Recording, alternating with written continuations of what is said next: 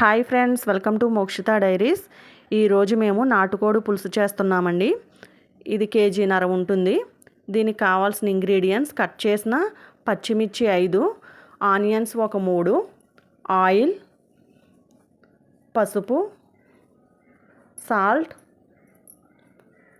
కారం, అల్లం వెల్లుల్లి పేస్ట్, కట్ చేసిన కరివేపాకు, కొత్తిమీర, మసాలా పౌడర్. దీనిని కట్టెల పొయ్యి మీద చేస్తున్నామండి.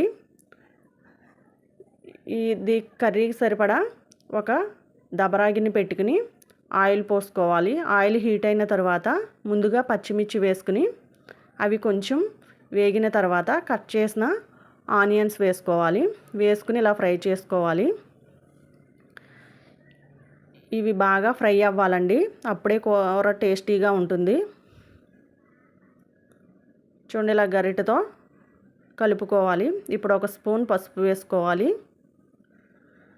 ఒక స్పూన్ సాల్ట్ వేసుకోవాలి.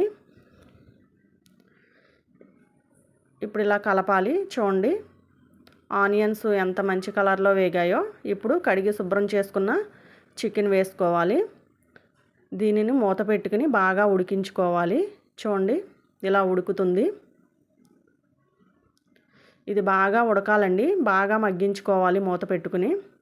ఇప్పుడు అల్లం వెల్లుల్లి పేస్ట్ ఒక 3 స్పూన్స్ వేసుకోవాలి.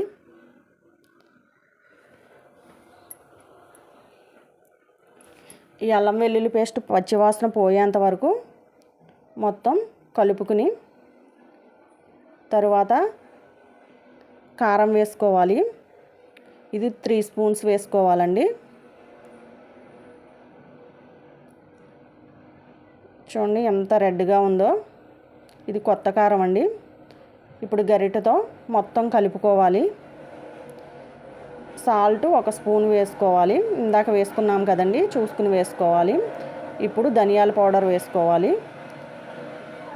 ఇవి మొత్తం చికెన్కి పట్టేలాగా కలుపుకుని ఇప్పుడు సరిపడా, అంటే చికెన్ ఉడకడానికి సరిపడా వాటర్ పోసుకోవాలి. ఇప్పుడు పైన కొంచెం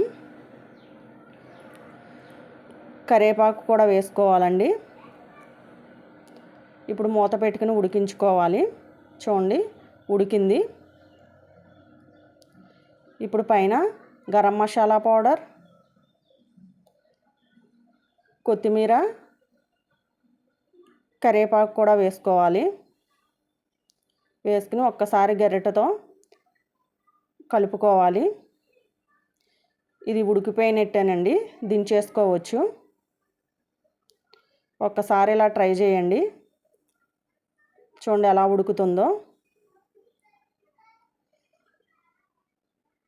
మా వీడియో కనుక మీకు నచ్చినట్లయితే లైక్ చేయండి, షేర్ చేయండి, సబ్స్క్రైబ్ చేసుకోండి.